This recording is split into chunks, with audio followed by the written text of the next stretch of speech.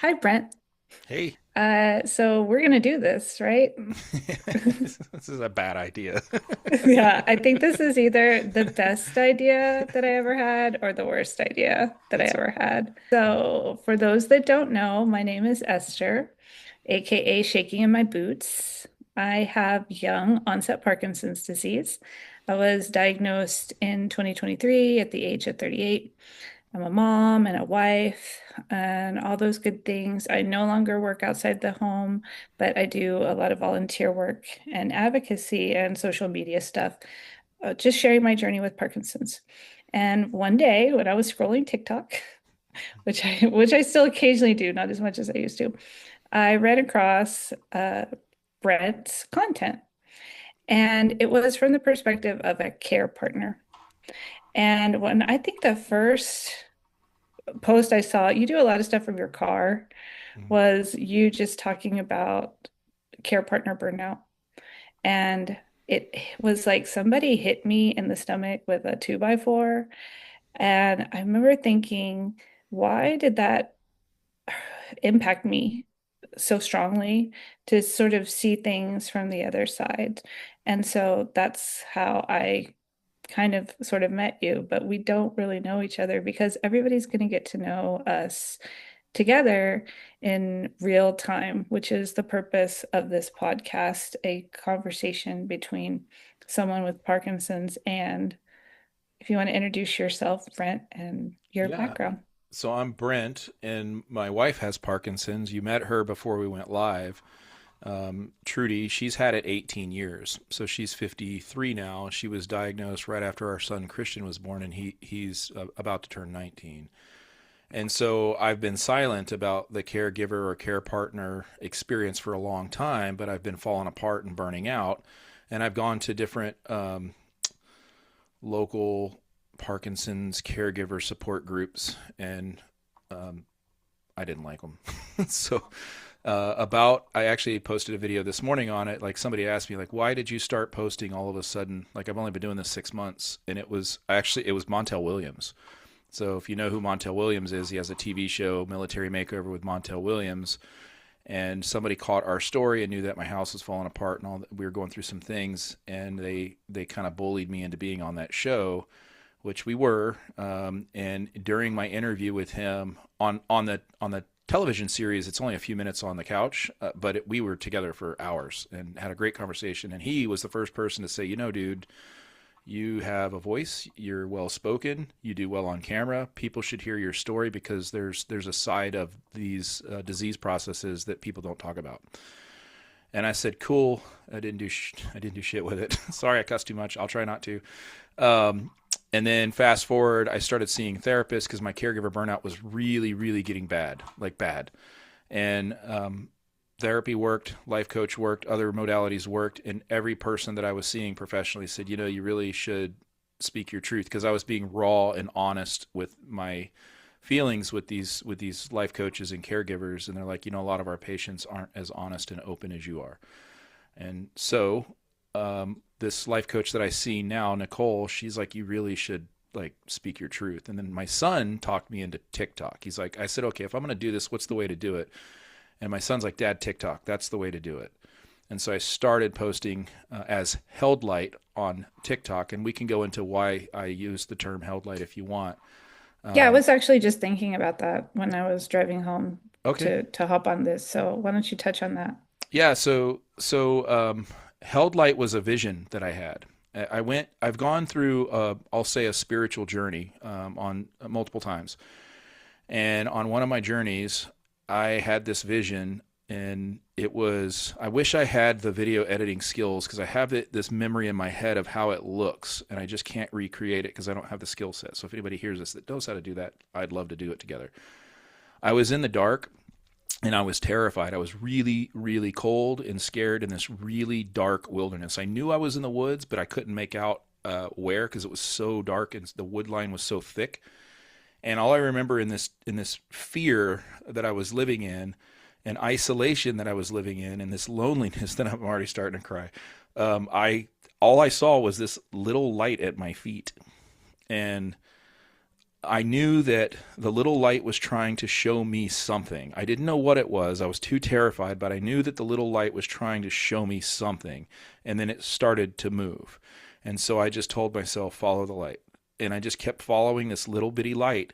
And as I continued to follow the light, my fear, my anxiety, my frustrations got a little bit better as the light got a little bit brighter and brighter and brighter. And eventually I realized I was on a path, and I just continued to follow the light, and my fear and anxieties got less and less. And I saw a clearing in the woods, and I noticed that it looks like the day is breaking, or the sun is rising. And so I worked my way down the path through the wood line, and when I opened out into this beautiful pasture, it's like the lights all came on, the sun came out, and I was hit with warmth and love and peace.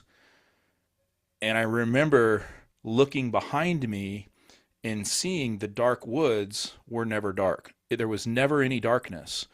It was daylight the whole time, and the darkness and the fear and the anxiety was in my own mind. I was creating it myself. And the light at my feet was my friends, my family, my coworkers, the therapist, all the people who've been there all along, holding the light for me in my darkest hour. And so the held light became the theme is and my motto is we hold the light for each other, whether it be you, the one with the disease, or me, the one who cares for my wife. We hold the light for each other because we're all in the same darkness. And that's kind of where it came from. And I've had that vision for years, and finally I got kind of bullied into doing something about it. So here's held light. So That's amazing. And it parallels a lot of things that I've been thinking about lately too, especially with the imagery of the light. I did a talk after I lost both my parents last year that was supposed to be about hope. And I had ended up being about how we have always the fuel to our own hopes already inside us. And it's the product of all of the experiences that we've had and persevered throughout our life with the people that love us and that we love back. And I think part of why I wanted to have this conversation with you is to shed light into that darkness because the truth is your content impacted me because for me, you're living my biggest fear. What your wife is going through is the embodiment of my biggest fear. And something that Parkinson's has taught me is to just face your fears. It's like when I was little and I was scared of the darkness in the closet, and then my mom just came in and opened up the closet door and turned on the light, and all the monsters went away. And I hope that that's what this can be for us and other people. So let's start off with the big question okay. that I'd like us to ask each other, and I'll Okay. go first. What is your biggest fear? If I drop dead right now, there's who's going to take care of her? Is it going to be my son who just, is about to turn 19 and just started college, or my oldest son who's not living here, he's in Tampa. She doesn't have a whole lot of she doesn't have any immediate family left because her origin story is pretty rocky. So my number one fear is that I die before my wife. And that that really that spirals me. I get a lot of anxiety sometimes. Like I go down these really nasty panic attack rabbit holes when I overthink about that. So what's your That's biggest fear? Well, before I answer that question, like this just already blew my mind because before I hopped on this Zoom, my husband was downstairs folding laundry, and um, he I said I'm gonna hop on a Zoom, and he's like, "Of course you are," because I do a lot of them, and he's folding the laundry, and he said, "What would you do without me?" And I said, what would you do without me? And he said, die. And I mean, that's obviously dramatic. Like we kind of laughed about it, but it's like I think that's so natural that my biggest fear is losing him and his biggest fear is losing me, kind of a thing, because he now sees how much I need him. And my husband is quite a bit older than me. And I always joke about, like, he would always say I keep him young. And I'm like, you thought I was going to be taking care of you when you were old, sucker. You played yourself That's funny with you your bring that younger up. wife. There's a lot of parallels between your husband and you and my wife, Trudy, and me, because Trudy was supposed to be my sugar mama. I met her just as I was getting out of the Air Force, and I was gonna try to be a fireman. Her father was a firefighter. We lived in Albuquerque, New Mexico, is where I actually met her on Match.com. Plug. So, um, but she was a professor at the University of New Mexico. She was working on her PhD. She has her master's and her bachelor's, and she was teaching at the university under her master's while working on her PhD. And they were grooming her to take over the Department of Education. And her background's family studies and child development. In fact, all of her damn degrees are on the wall in here. So when you see all the plaques on the wall, it makes me look like I have a lot of cool stuff. It's all hers. So, so that's why I blur it out so you don't see her name. It's just make you think it's me. But she was supposed to be my sugar mom. I'm like, cool. I've got this super smart hot chick that's going to be eventually tenured at a university, and I'll just be a fireman and you know let her take care of me. And little did I know. So Sucker. she got me. But that's Uh, okay. I used to think about what if and if only, and I look back on it now. I'm like, the life that we're living is the life that God had chose for us. We just haven't figured that part out yet. So, so my biggest fear is um, losing my memories. Like, um, my mom had dementia at the end of her life, but she lived to be almost 93. And it wasn't super dramatic and impactful on her life. But she definitely had a lot of memory loss, especially short-term memory loss. And she repeated herself a lot. And I remember one of the last conversations I had with her, we were leaving, and she hugged me and she looked at me and she said, "You're my daughter, right?" And I said, "Yes, Mom. I'm Esther, I'm your daughter." And she's like, "I knew that. I love you." And that's then awesome. we left. And I remember thinking, because don't live particularly close. We didn't see each other, like, all the time. Every time I would see her, I would wonder, like, when is it going to be that day that she doesn't know that I'm her daughter anymore, you know? And s- that cognitive part is what I struggle with the most, because I do feel very aware of not remembering things. And that's how it was with my mom. She was very aware. She would joke about it because that's what we do. Mm. And I remember one time she said, like, if she had an appointment or something, she'd be like, "Well, what am I doing today?" She's like, I think I was supposed to do such and such, but I think I forgot." But she's like, "But that's okay. That's what I have you guys for." That's awesome. And it's true. That's what she had me and my sister and my aunt, who was her care partner until she passed, and that's true. And so I also kind of always say, like, my mom was actually a lot happier, I feel like, in the dementia, because she let go of a lot of things because she just simply didn't remember. And so I always kind of tell myself, like, I try to have make really good memories and focus on really good memories, because my background was in healthcare. And I've worked in long-term care facilities and things like that, as has my husband.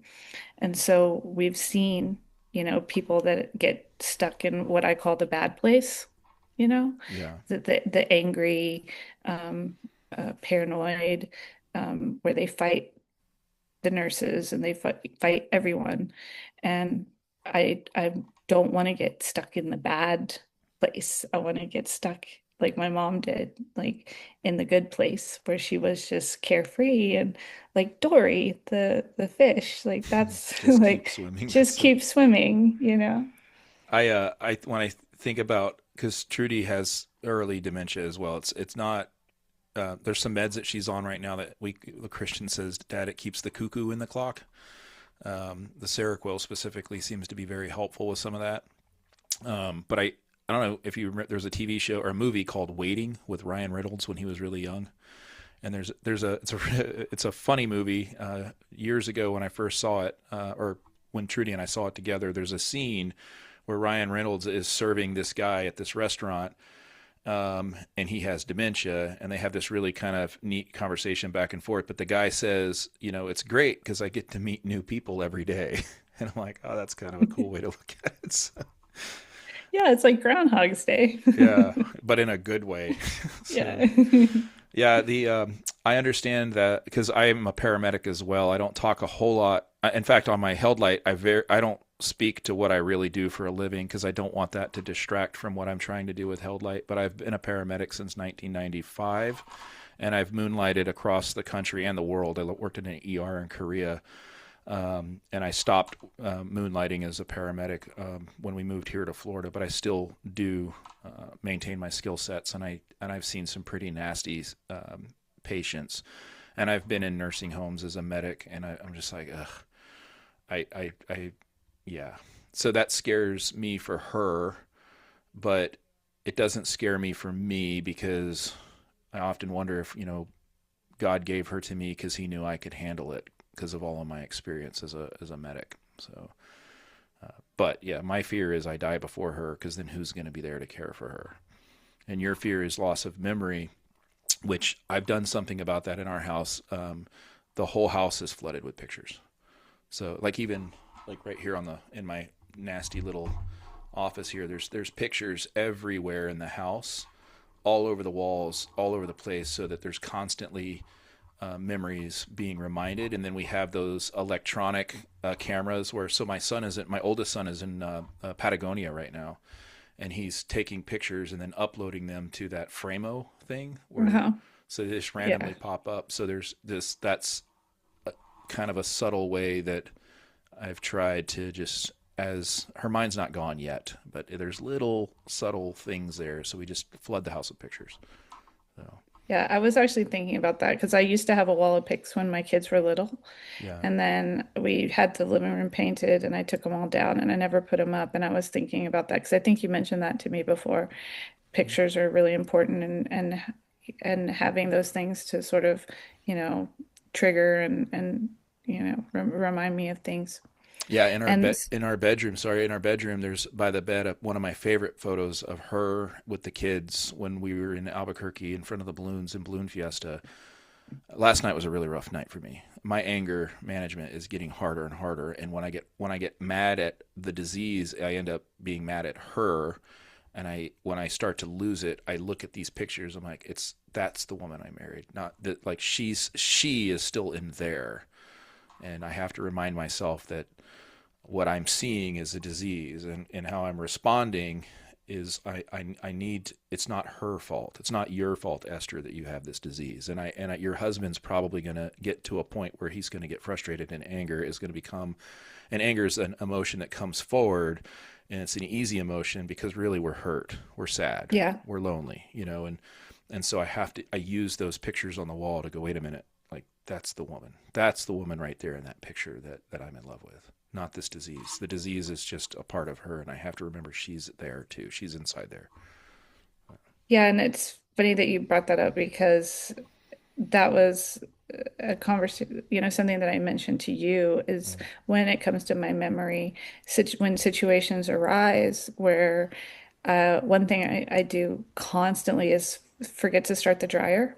Mm. So I'll put stuff in the washer and I'll put it in the dryer, but I won't hit the button to start it.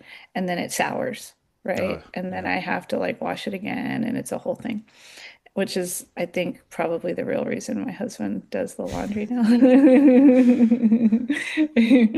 But Or you're full of shit, and it's your way of fooling him into doing it for you. no. He's so much cleaner than me. I always say like he's such a better housewife than me. That's It's the awesome. same thing with us. I finished my master's and I was gonna like start a consulting company and then I got diagnosed with Parkinson's and that kind of all w- I went out the window. It just wasn't in the cards. And so yeah, we joke about that too. Um, but anyway, I forgot where I was going with that. Oh, Oh, anger. And yeah, so when he for would tell things like, well, why didn't you turn on the dryer or did you forget to do this or did like my knee-jerk reaction is anger, yeah, right? Well, obviously I forgot. Like, why are you asking me if I forgot? If it didn't get done, it obviously got forgotten. Like, what do you expect me to do? Do you think I wanted to forget? Like, I've told him so many times now, like, if I forget things, just don't say anything, you know? yeah, But then I have to reflect on myself. Like, why am I mad at him for a normal reaction to me forgetting something? It's because of fear. It's because I don't want to be reminded. I don't want to be aware. I want everybody to pretend like I'm not forgetting things, yeah, which especially with younger kids, it's not my a good idea. My son was talking to me last night. I didn't have a good day yesterday, by the way. yeah. And so I was laying in bed waiting for my meds to kick in. And I don't know if Trudy ever uses the Ambrosia inhaler. We can't afford it. The insurance plan I'm on is really, really good when it comes to the in-home health care, but when it comes to meds, not so much. If it's not a generic, we can't get it. And now that she's on hospice for palliative care, they're not going to give her anything that's considered curative. It's all supportive. So Well, there's literally nothing curative for I Parkinson's, so know they should shut up it unless they boils know down to, something that we yeah, don't know. it boils down to money. If it's a generic brand, which that's not a generic yet, it's a brand name. That's like thousands of dollars. So there's good there, the program I'm on. That's why I'm still a federal employee and didn't take the deal when Trump was given. I got like offered a silver platter, like you can retire now and get all your benefits, and I chickened out because of some of the copays associated with my healthcare plan. It was just I wasn't sure of the future. But to answer your question, the inhaler, we want it, we can't afford it. So Yeah. Well, we'll talk about that also because I have a lot of opinions about that. yeah, But I was, when you breathe it, it's like powder. yeah, And I haven't really been using it very much because I don't like the way that it feels, but I needed it yesterday. And so my son was helping me. It's kind of fiddly, the hmm, device itself, actually, how anyone with a tremor is supposed to use it is like not yeah. that easy. But he was watching me do it and I was kind of like trying not to choke and he's like, "Is that painful? Like are you okay? Like let me help you. Let me bring you some water or something." And I was like, "No, I'm fine." I said, "No, I'm fine. Like just give me." And he looked at me. He said, "Don't lie to me." How old is I he? said, 12. Right on. He said, "Don't do that. Don't lie to me." He said, "That's the worst thing that you could do is lie to me." He's like, "You're obviously in pain right now and I want to help you." And it was like that's our knee-jerk reaction though, and I'm sure that has happened over the years in your marriage. Like Oh that's the yeah. irony of all this. It's like I call it the gift of the Magi syndrome. You remember that book we all read? No. With I was the kid who skipped school a lot. So there's a book we were supposed to Yeah. read called The Gift of the Magi, and the takeaway is basically like these two people love each other and, you know, they want to give gifts to each other, Christmas gifts, I think it was. And so it's like she wants to get him a watch. So she sells her hair to pay for the watch or something, Oh, I do remember. Yeah, and then he wants to give her like a hair piece or something. So he sells his watch. You know what I mean? yeah, Something like I do that. remember So the story. Yeah, yeah, so that's how I feel like it probably is a lot of times in marriages in general, but especially with chronic illness and stuff. In the beginning, it's like I'm trying to protect him, Yeah. and he's trying to protect me. You're his mom. And instead of just letting that go and just being what we talked about, which we want this to be, which is absolutely brutal, unflinching, honest communication, which Well, I can tell you, you bring up the age of your kid is 12. If we want to get real, when my son was 12, Trudy tried to kill herself, and it resulted in a gunshot wound. And it wasn't her. It was a medication they put her on. I have very strong opinions about certain antidepressants. There's a black label on these drugs for a reason. So if you're going to be put on an SSRI, you need to be closely monitored. We didn't know that back then, and I should have known better as a paramedic. And anyway, it resulted in a very traumatic event. I won't go too detailed because I don't know what YouTube will censor out. But my son got off the school bus. I think he was in fifth grade, so he wasn't quite 12 yet. And he sees his mom getting hauled off in an ambulance. And then here in Florida, it's called Baker Act. They Baker Acted her. She got, it was a whole deal. Like I'm writing a book this is like a whole chapter, and it's pretty harsh. And that was a defining moment in my son Christian's life. Now remember, he's 18, or he's soon to be 19. She's had the disease right after he was born. So like they believe that the pregnancy kind of kicked it into overdrive. She had little symptoms before, and then the pregnancy kind of like revealed it. So, but for him, that was the defining moment as a kid that I have to look out for my mom. And so I'm telling you, as a mother with Parkinson's, and your husband, if he sees this, as a father with a son who has a mother with Parkinson's, I neglected my son, Christian. Mateo was a little bit older, so he handled it a little better, but it really wrecked my son, Christian, to the point that he became a cutter. And he too got Baker acted and was just struggling. And I, at the time, was putting my career in the way. I've talked about this recently in some of my videos, because if once people know what I do for a living, they're like, holy crap, like you got the coolest job in the world. Why do you want to leave that? I'm like, because no matter what you do for a living, it's not more important than your family. And a lot of caregivers, and I hope that somebody sees this video and understands this, and like looks in the mirror and goes, holy crap, that's me. A lot of caregivers or caretakers or whatever I call them caregivers, they put their career in front of their family because they're using their career as a coping mechanism. And I did that. And I let my job take me all over the world while Trudy was not as bad as she is now, and she was able to drive and able to function. But that day was a defining moment to where, one, I realized it's time for me to back off on how much I travel. This was a while ago. And two, I neglected my son for about a year or two after that, and then I got the wake up call. It was around 12 or 13 when he became the cutter, and I realized it was that traumatic event that pushed him to that. So I got him into therapy, and I got him into a therapy where he sees a therapist, I see a therapist, our two therapists talk behind the scenes, and then once every other session we get together as a group, and it was phenomenal. Oh, excuse me, I burped. Edit that out.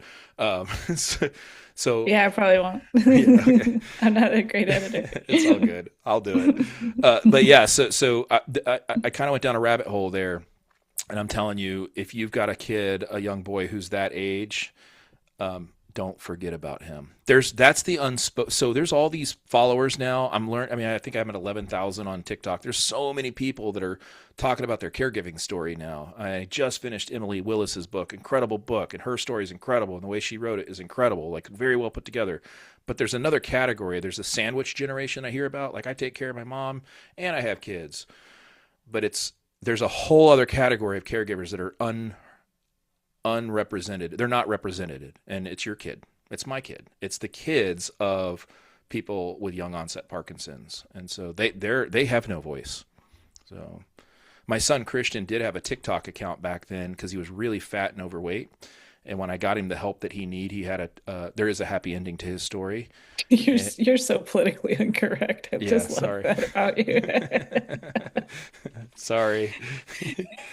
He was really really not well, and very morbidly obese, and I got him the help he needed, and he had a just a defining spiritual change, and he went from being, sorry, fat little kid to he's shredded. And he had a video on his TikTok that he posted of a before and after. It had like 4 million views. It went viral, and he has since taken all of that down. He still has his account, but it's just like him flexing in the gym. But I just wanted to say that, like, Yeah, and you told me that, yeah, and I actually was talking to my daughter, and I think, just based on your recommendation, it's kind of insane that I would get a therapist for myself mm, and not one for my family. yeah, But again, we don't talk about any of this in the community, especially young onset.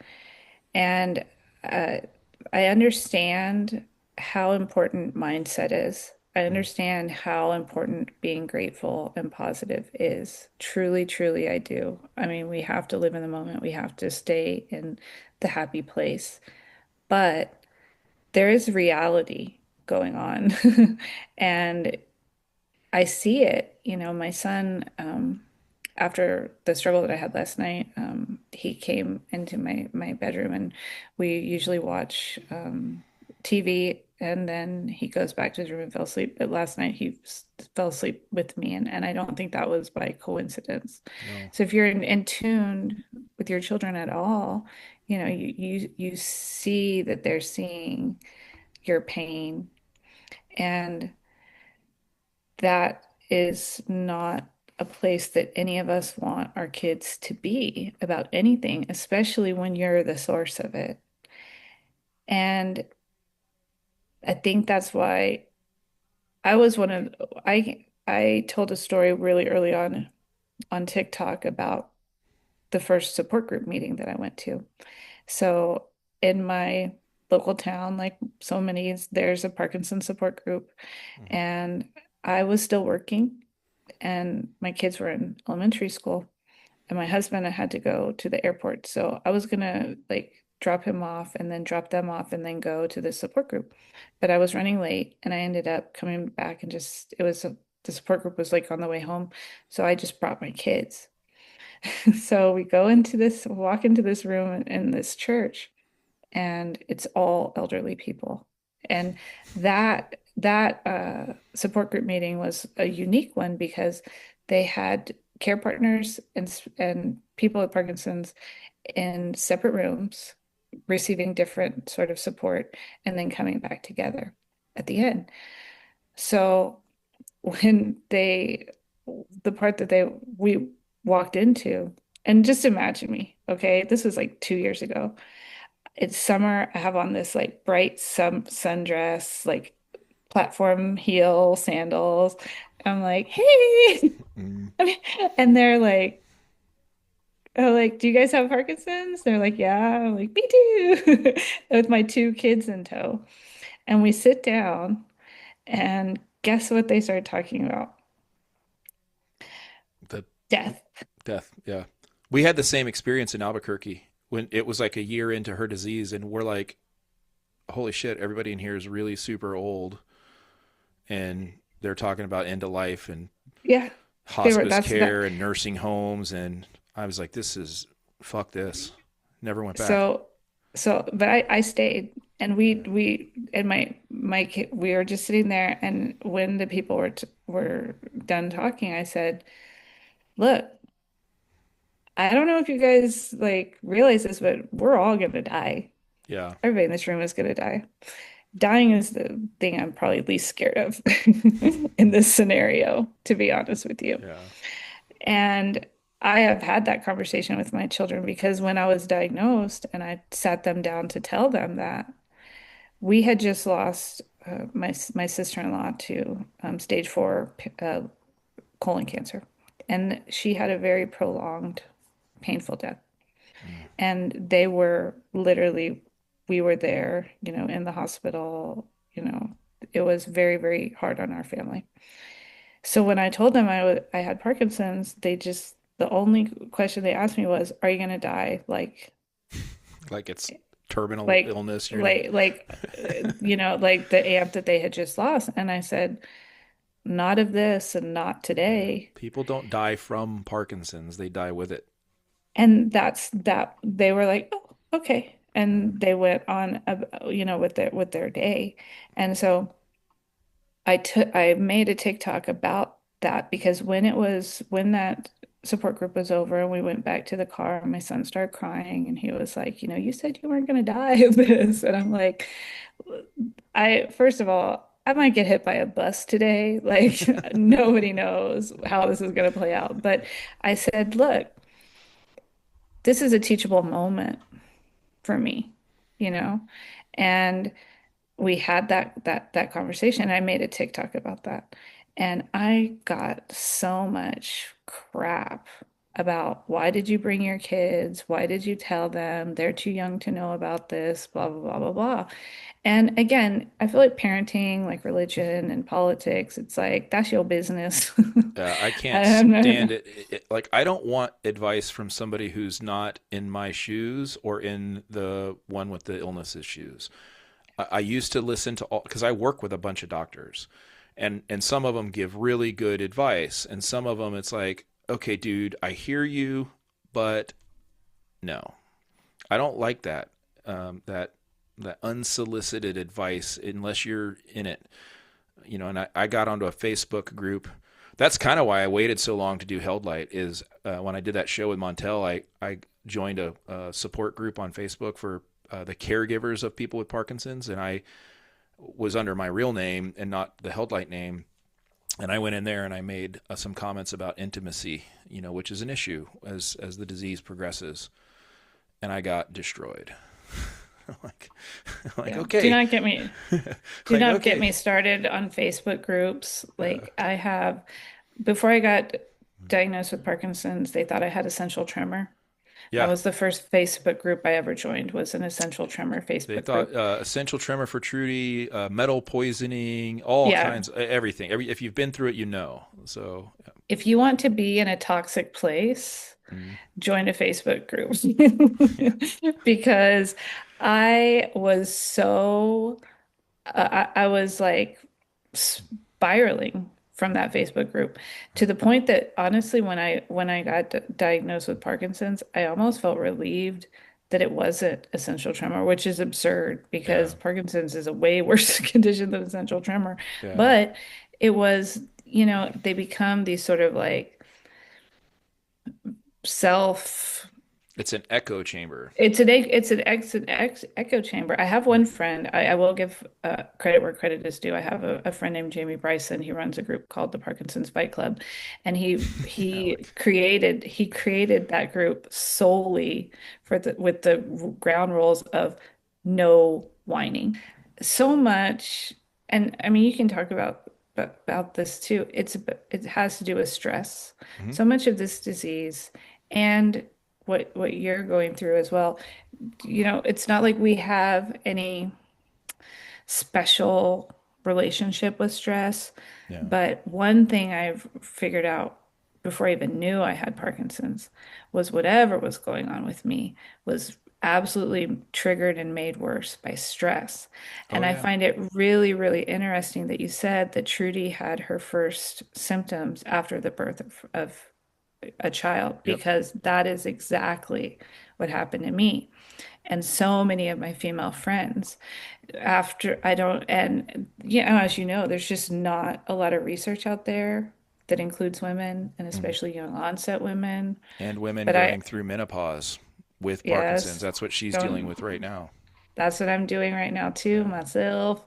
And it's infuriating to me because it's like on top of everything you're battling this disease, but then you're battling this ignorance. Hmm. And like what you were saying about the doctor giving you advice, that's where I get really angry and I push back so much because my father was a doctor. My husband is a doctor of pharmacy. I've worked in healthcare all my life.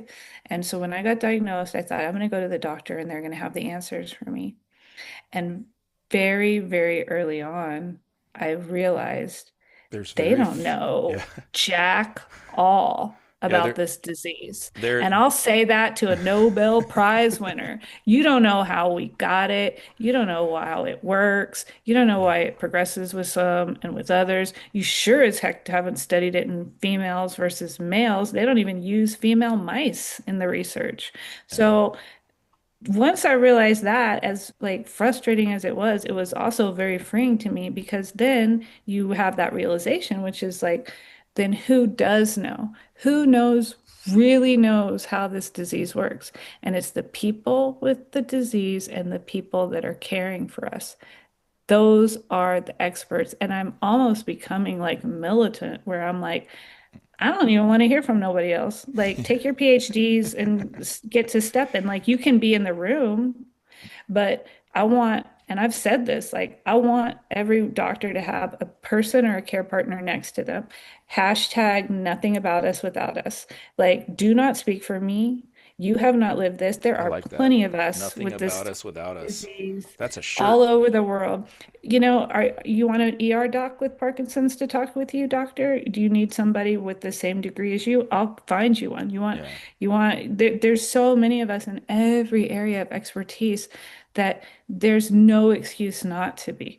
But I have zero tolerance for people mansplaining this damn disease Why to is it got to be me. mansplaining? I work for female doctors. They're just as bad.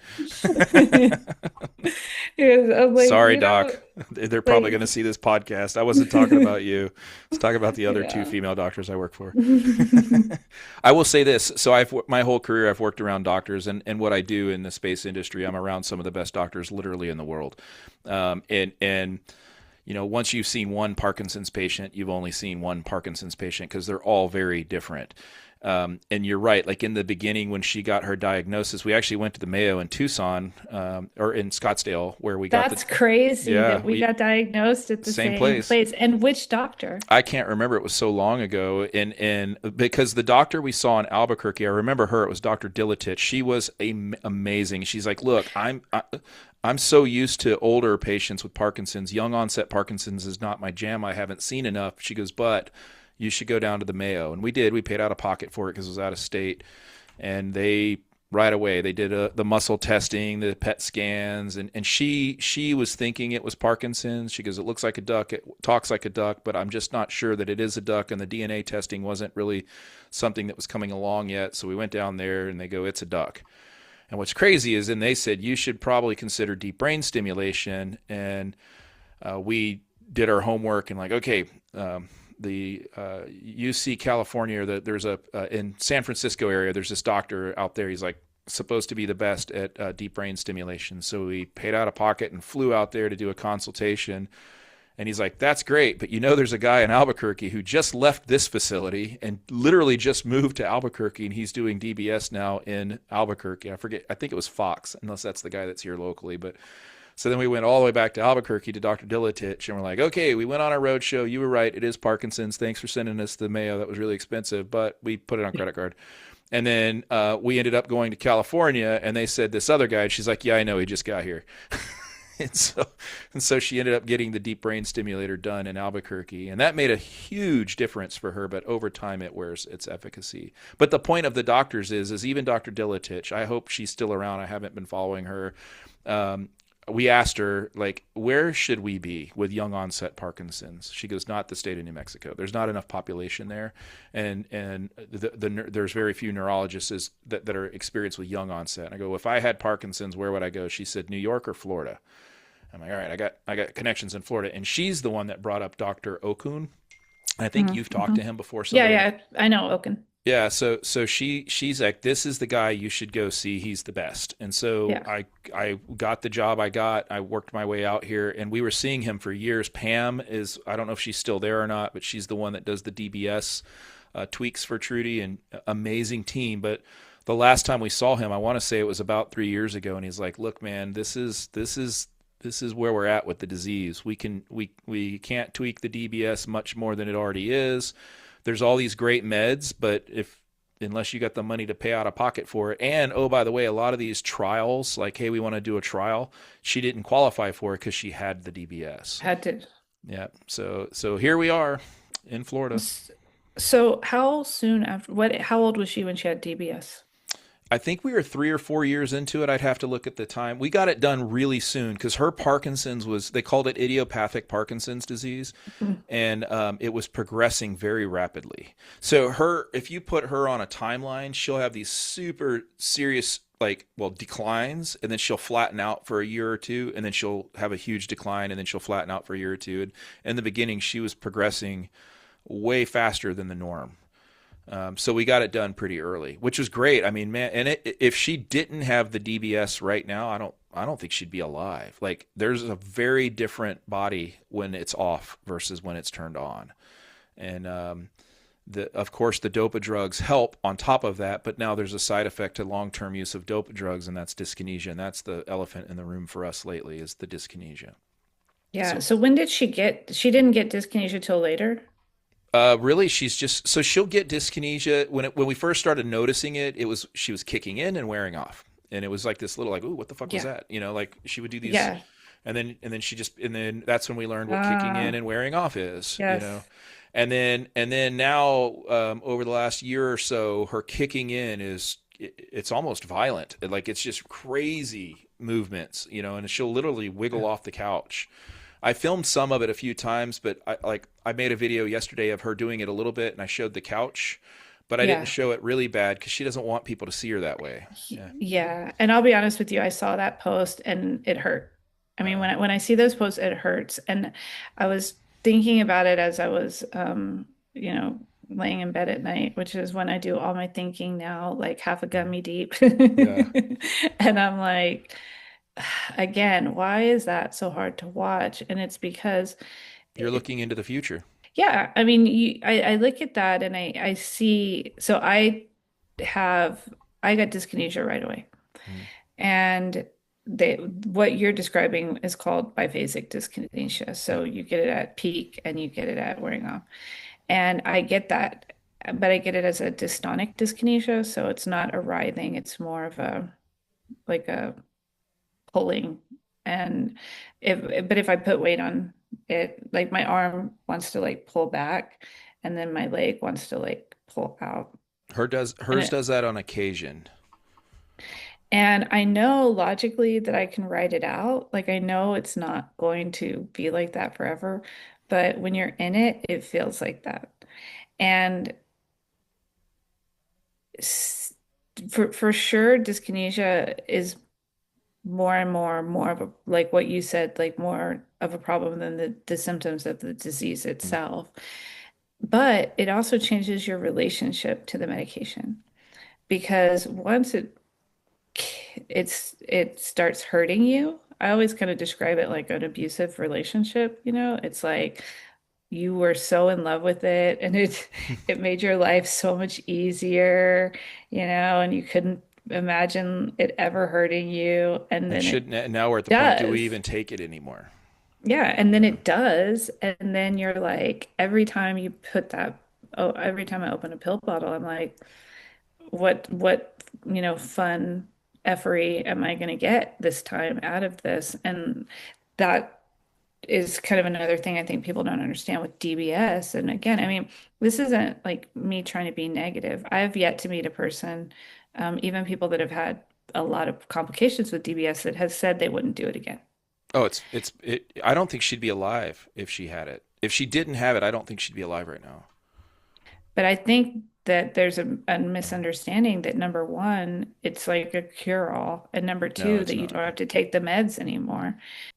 I think we all are kind of on that road So to to DBS. clarify, you're saying that everybody you've talked to that have DBS have said I'd absolutely do it again, or they're saying I would not do it again.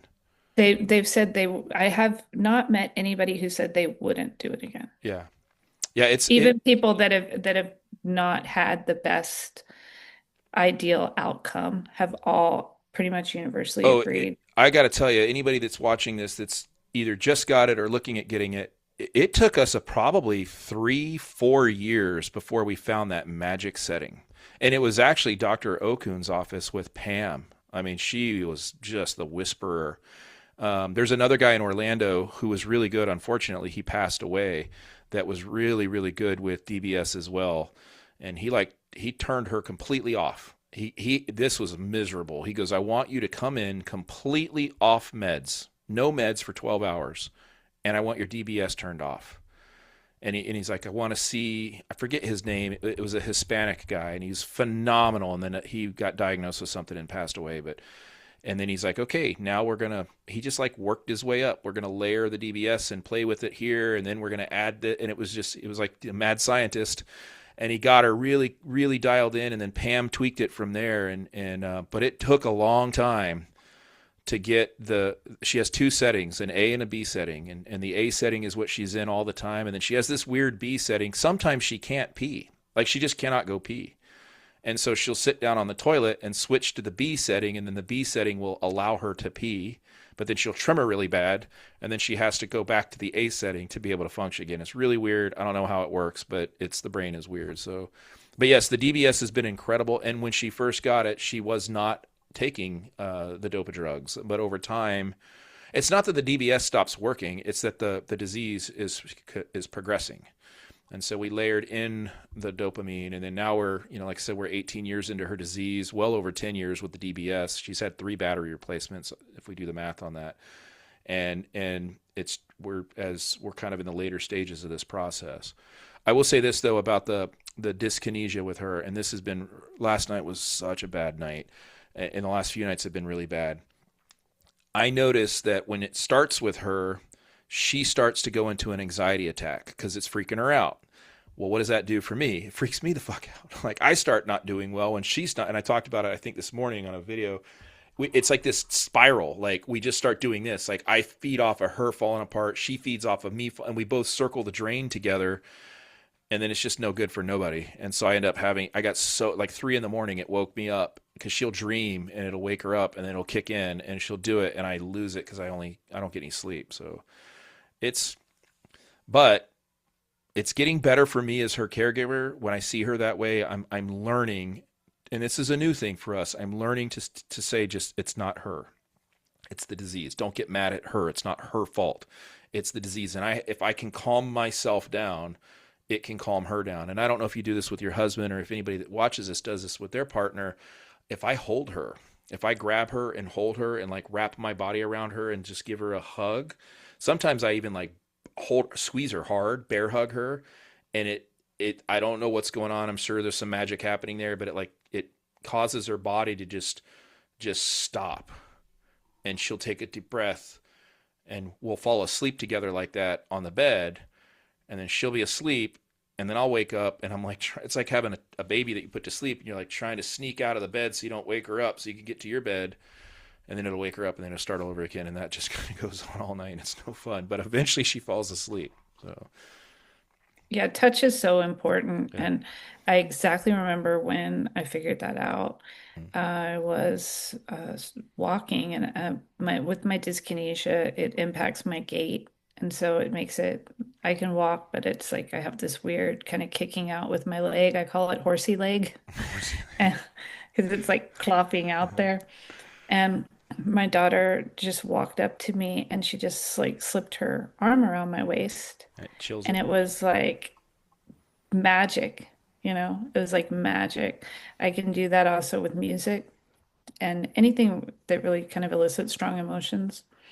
Mm. I think dyskinesia, some of the symptoms I feel are more tied to our emotions than others. 100%. 100% agree with you. Then it kind of, puts you on this path of like having to be really, really in tune with your emotions. The reason that the dyskinesia is scarier than the tremor is very rhythmic and predictable, Yep. right? And so it can still be painful, do not get me wrong, because if you do this for 3 hours, like your muscle is tense. It can't move and not be tensed, right? Yeah. And so it all gets very sore because it's tight from the movement. And your body naturally fights against that movement, even if you're like really trying to relax. But it's predictable. The dyskinesia is never predictable. Is it going to be rhythmic? Is it going to be spastic? It literally feels like your body is fighting itself because it is. Yeah. And you can kind of relax into the tremor, or you can get yourself out of it because it is mostly a resting tremor, not always, but mostly. So if I'm like doing something with my leg, Like I can't walk on my leg while it's tremoring. I can play ping pong and control I So can't, you again, I you can't do do it all day. this is good for me because like Trudy can't talk like I mean, you like you said, you met her earlier before we went and record. Like her speech, what you got from her a minute ago or however long ago was as good as it gets. So what I'm hearing from you is if she's really bad with her dyskinesia, because it's going to happen here in the next hour or so, it's going to get really bad. If I get her up and make her move, that's better for her than just letting her flop around on the couch. It depends because so when I get the leg dyskinesia, I have to lay down. I have no Mm, choice. I have to lay down because it's pulling out, and if I walk on it or try and do anything with it, it's going to like stretch and I'm going to pull myself. Sometimes if I get outside, all right, if I get into nature or just outside in the sun or something, I can trick, kind of get myself out of it, or at least kind of distract myself until it wears off or the meds kick in and that's then a it good goes idea. away, This is you why know? you and I needed to do this. Is like you're a voice for her that she can't tell me because she can't speak like you do. She's one. So yay. Yeah, but the dyskinesia is so tied to that fear mechanism, right?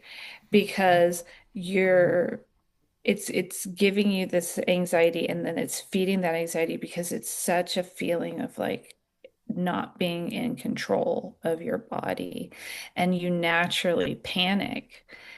And it's crazy because you think you'd get used to it, right? Yeah. But every time it happens, like you're in that panic. And that's where that mental, work comes in. I have like certain playlists, certain music that I will put on. And but if it's the other kind of dyskinesia I get is in my shoulder, that it's like this thing, Oh you wow. know? Yeah, hers And is it's her arms, her neck, and her legs, and just goes crazy. But I'm gonna try this later because I mean it's the last week or so. It's just been so something's off. We're not sure what. We're messing with meds right now. but you Uh, just said she's yeah. in menopause. She is So premenopausal, and I don't know when the last time she had her period, and there's just it's just sometimes we just get in an off, and I think it's emotional because it's the holidays, and I haven't put up the Christmas tree Mhm. yet, and I think that's pissing her off because that's her. Yeah. Yeah. She'll watch this and the tree will be up by the time she sees this. So So I have don't tell her I said I know that she's mad about Christmas. so when did she lose her voice? Um, so we moved into this house about 3.5, almost 4 years ago. It was right around then when she started to lose her voice. Because the disease starts to affect her. She can't swallow very good. I have to. It looks brutal when we do it, but I have to massage the base of her neck where her tongue is at the bottom to stimulate her tongue to swallow. Now, when she's on med, she can walk, she can talk, she'll do like it's the deal because you have the disease. I don't need to tell you, but like it's when she's in that wearing off or kicking in phase, that kind of gray area where Hmm. she just can't speak. What's crazy is when she first kicks in and she's doing the wiggles really bad, her voice is crystal clear. But soon as the dyskinesia is over and she's out of it, I call it the postictal phase. It's not the same as a seizure, but it just because in my mind, that's the way I think of it. But when she comes out of that phase of dyskinesia, she can't speak. So we use sign language. Or she can talk and it's really soft and it's so hard for her to push the voice out. So we've learned sign language. So now her hands, as you know, can be kind of hard. So it's usually her right hand that's the best, and her left hand is not as good. So she just spells words, So we've learned the alphabet, A, B, C, D, whatever. And we've gotten so good at it over the last couple of years because I have a thing on the wall by the couch, so we kind of learn as we go. That I can autocorrect. Like, how your predictive text. So as she starts spelling a word, I know what she's saying already.